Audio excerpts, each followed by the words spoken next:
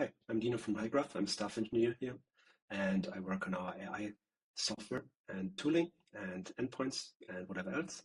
I'm going to show today is our current state of our MCP servers so that you can integrate Hygraph with any AI tools really you use, any agents, any AI workflows you use. I'm going to do it in Cursor today, but you can do whatever, really. I've created an empty project in Hygraph, the coffee stop, and I want to build a knowledge base for coffee based on some structured documents I have.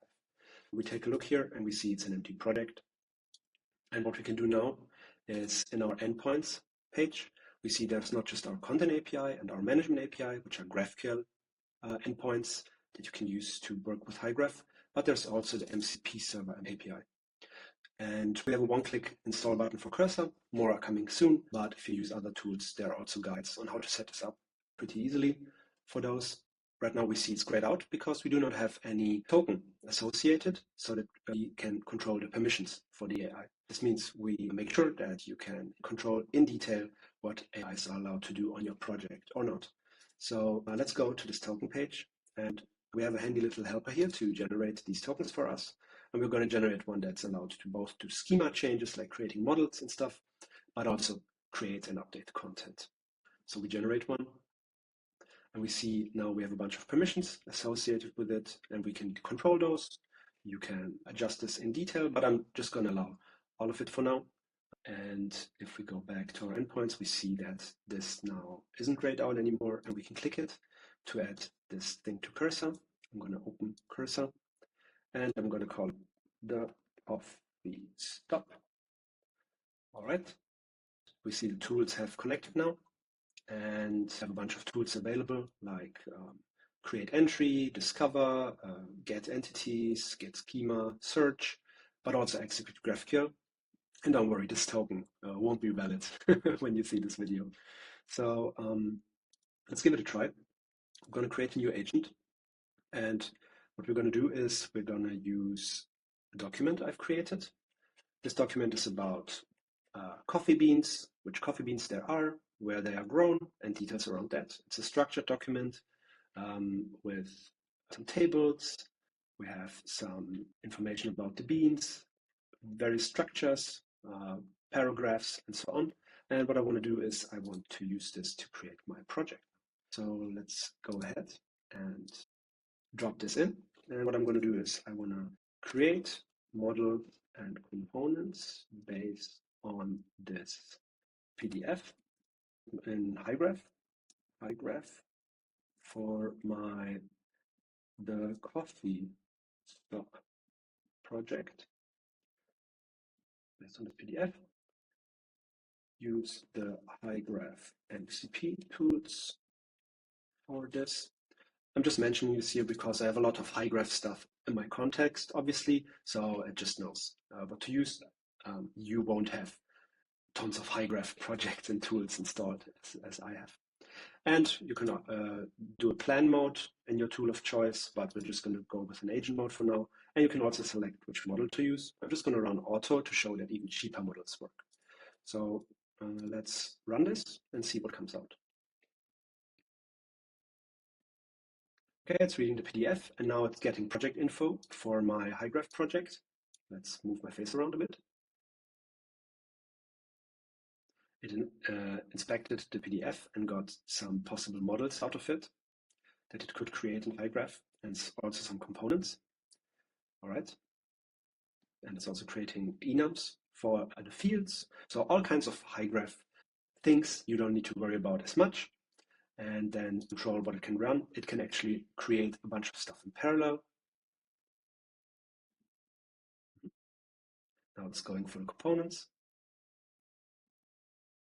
You see it's getting quite complex. So it's really creating a detailed schema for us. It's creating to-dos, so it's splitting up its tasks to interface with Hygraph with complex information more easily. It can actually check if what it will run would be successful, so it can test if everything works. Okay, the test worked out, and now it's actually doing the changes. And now it's adding, it created the models, it's created the components, and now it's adding fields to the models for the components it created. So all of the stuff that you usually would have to do with a lot of manual work in the UI can now be done for you, potentially increasing the speed with which you can do changes, but also bootstrap new projects. Let's take a look at it while it's happening. So we see already we have a lot of models here. We have which coffee lot beans are produced in, which species there are, what varieties there are, the growing regions, the origin, the processing method, all of these coffee nerd topics.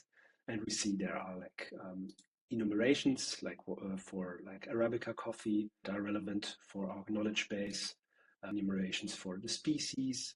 We see there are components with like information, country, region, sub-region, details around the process with which the beans were processed. And then we see it also created a lot of different fields, like there are relationship fields for the species, origin, coffee, the process. And we see there are component fields. So all of these advanced Hygraph topics, like from single line string fields to rich text fields to relationships and components, are all created for you here. And we see we are done. So that's cool. We have a full project now. Now let's actually create some content for it, because if we check here, we see that there is no content yet. So we create another conversation with the same PDF. So let's go. New agent. I'm going to drop in my PDF again. Check out my Hygraph project, the copy stop, using the Hygraph MCP tools, and then create content entries based on the provided PDF. So let's go ahead. Okay, it's reading the PDF. I'm allowing it to access my project again here. Okay. It's understanding the schemas it has created in the other conversation. Obviously, we could also in the previous conversation. And now it creates a big plan for all of this content it's going to create. And while it's doing this, we can actually live take a look. We see it created a bunch of information around coffee species, the typical traits. It used the enum, it used rich text fields. You see it already created coffee varieties with information about this. The origin is not yet filled. See, growing region, right? This it already did, giving us some information about the impact of a region on coffee.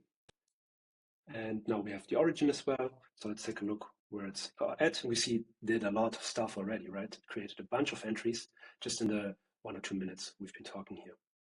So you see, you can do a whole lot of stuff with the Hygraph MCP. Check it out.